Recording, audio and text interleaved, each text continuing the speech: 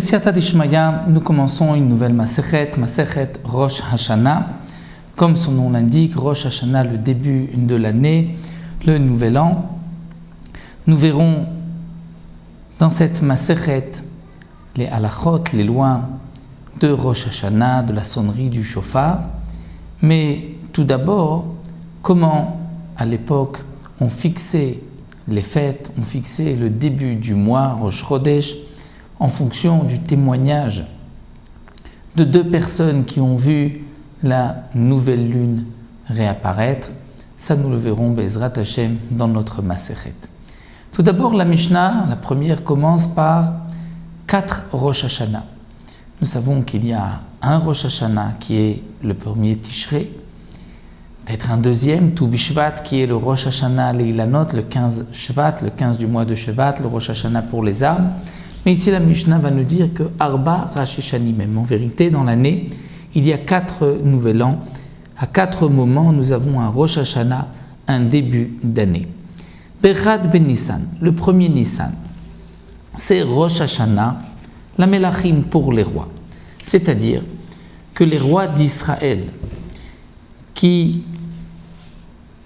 ont commencé leur règne au mois de Hadar, vont terminer une première année au mois de Nissan. C'est-à-dire lorsqu'arrive le premier Nissan, on va compter, on va dire, nous sommes maintenant dans la deuxième année du roi Untel. Même si il n'a régné qu'un seul mois, lorsqu'arrive le premier Nissan, c'est une nouvelle année. S'il a régné 2 mois, 3 mois, 4 mois, bien sûr que dans ce cas-là, dès qu'on arrive à Nissan, on est dans la deuxième année. Pourquoi doit-on compter la première année, la deuxième année du roi? C'est que dans les shtarot, dans les actes de prêt, de vente de l'époque, on marquait une date. Et la date était en fonction du roi. C'est-à-dire le premier Nissan de la première ou de la deuxième, de la troisième année du roi Untel, Réhouven a prêté de l'argent à Shimon. Et il est important de fixer un Rosh Hashanah pour les rois, parce que, comme il est expliqué dans Nézéki, dans Masechet Baba Metzia, lorsque Réhouven a emprunté de l'argent à Shimon, ou Shimon qui a emprunté à Réhouven, les biens du lové de celui qui a emprunté sont hypothéqués pour la dette. C'est-à-dire que c'est la garantie que le malvé, celui qui a prêté de l'argent, récupérera son argent. Pour cela, les terrains sont hypothéqués. Et si le lové qui a emprunté a vendu les terrains après l'emprunt, le malvé qui a prêté pourra récupérer son argent. Si le lové n'a pas de quoi lui payer, il pourra faire une saisie sur les terrains.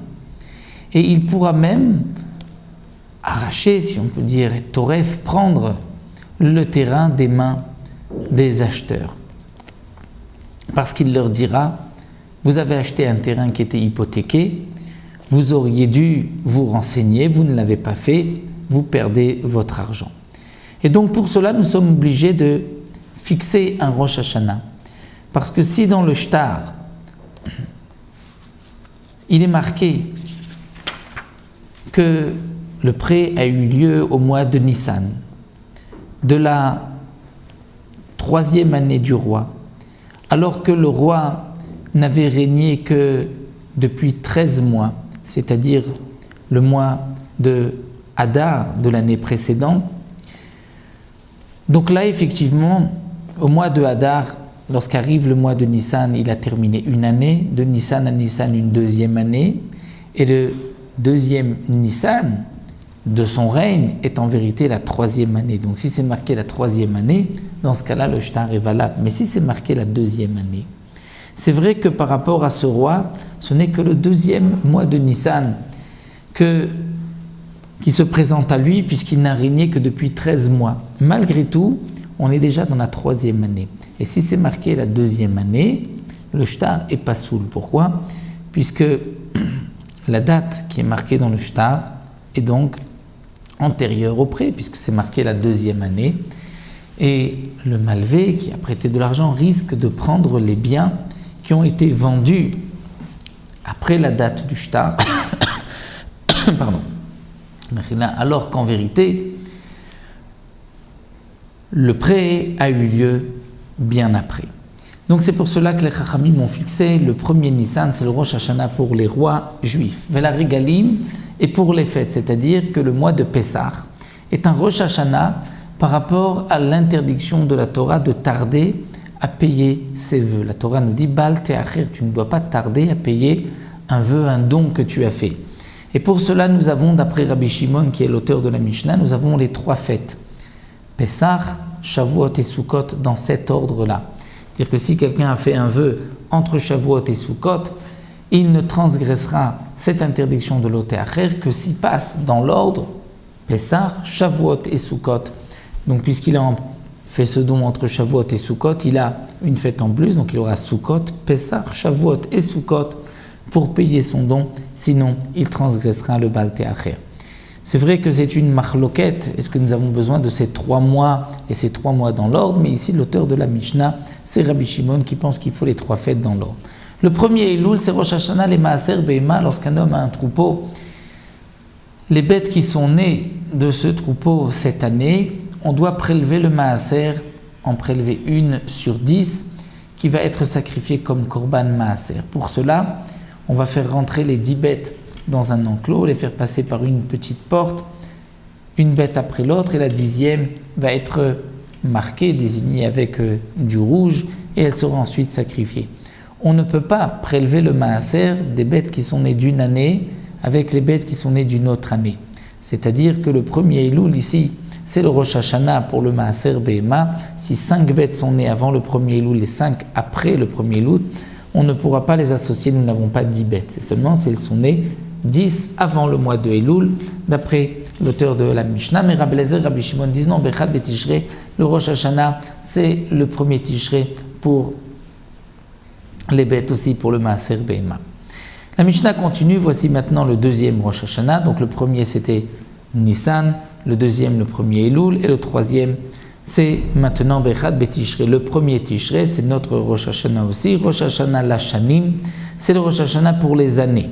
C'est-à-dire pour les années, pour fixer l'année des rois non juifs, où là, c'est le mois de Tishri. C'est-à-dire que s'il a commencé son règne un mois avant Tishri, lorsqu'arrive le mois de Tishri, il rentre dans la deuxième année. Vela Shmitim pour l'année shabbatique, l'année de Shemitah, c'est à partir du premier Tishri. La Yovlot pour le jubilé aussi, c'est à partir du premier Tishri. L'année Tia pour les plants d'arbres qui ont été plantés, il leur faut 2 semaines pour prendre racine, la hashrasha, et ensuite 1 mois pour que ce soit considéré comme une année. C'est-à-dire que si quelqu'un a planté 45 jours avant Rosh Hashanah, avant le premier Tishrei, on lui compte 1 année dans les années de Horla, puisque lorsqu'on plante un arbre, on doit attendre 3 ans avant de pouvoir consommer les fruits. Donc si on a planté 45 jours avant Rosh Hashanah, avant le premier Tishrei, donc nous avons eu 2 semaines pour que l'arbre prenne racine, et 1 mois dans l'année c'est comme une année, donc lorsqu'arrive Rosh Hashanah, il a déjà 1 année, et il lui faut maintenant 2 années pour terminer la Horla. Donc un arbre qui a été planté avant 45 jours avant Rosh Hashanah, en 2 ans et 45 jours, il a terminé ses 3 années de Horla. Ensuite, bien sûr, il devra attendre les fruits qui vont bourgeonner après Tou B'Shvat seront considérés comme les fruits de la 3e année. Vela Yerakot pour les légumes, pour prélever le maaser du légume, là aussi, c'est à partir de Rosh Hashanah. Ce qui a été coupé avant Rosh Hashanah et après Rosh Hashanah ne pourront pas être mélangés, on ne pourra pas prélever le maaser en même temps. Bechad B'Shvat, le 4e Rosh Hashanah, d'après Beth Shammai, c'est le premier Shvat où c'est Rosh Hashanah Laïlan, Rosh Hashanah pour les arbres. Là aussi pour le maaser des arbres, des fruits de l'arbre, c'est-à-dire qu'on ne prélève pas le maaser d'une année sur une autre. Donc les fruits qui ont bourgeonné avant le premier Shevat, le Rosh Hashanah Laïlan, ne vont pas être mélangés, on ne pourra pas prélever le maaser avec les fruits dont le bourgeon était après le premier Shvat, d'après Beth Shammai. Beth Hillel Omri Bechamisha Sarbo, pour Beth Hillel, c'est le 15 du mois de Shvat, qui est le Rosh Hashanah Laïlanot, le Rosh Hashanah pour les arbres. Et donc, les fruits dont le bourgeon était après le 15 Shevat, on pourra prélever le maaser de tous ces fruits en même temps. Et les fruits qui étaient avant le 15 Shevat, donc ce sont les fruits de l'année précédente, on prélèvera le maaser en fonction de l'année précédente. Parfois il y a aussi le maaser Sheni, certaines années, et d'autres années c'est le maaser Ani, comme nous le savons que dans les 6 années, puisque nous avons 7 années qui forment une Shemitah, c'est-à-dire les 7 années jusqu'à l'année shabbatique, l'année de Shemitah, dans les 6 années, la première et la deuxième année, le prélèvement sur les fruits qui ont poussé en Eretz Israël après la Trouma et le Maaser Rishon, c'est le Maaser Sheni qui va être monté à Yerushalayim, mais la troisième année, c'est le Maaser Ani qui sera donné aux pauvres. La quatrième et la cinquième Maaser Sheni, la sixième Maaser Ani. Donc il est nécessaire de savoir est-ce que c'est le Rosh Hashanah pour savoir si les fruits de cette année on devra prélever le Maaser Ani pour les pauvres ou le Maaser Sheni qui sera monté à Yerushalayim. Donc voici pour la première Mishnah. La Mishnah nous a enseigné donc les 4 Rosh Hashanah comme nous l'avons vu et nous l'avons expliqué dans cette Mishnah. On se retrouvera dans la deuxième Mishnah avec les 4 jugements dans l'année. Ça nous le verrons dans la deuxième Mishnah.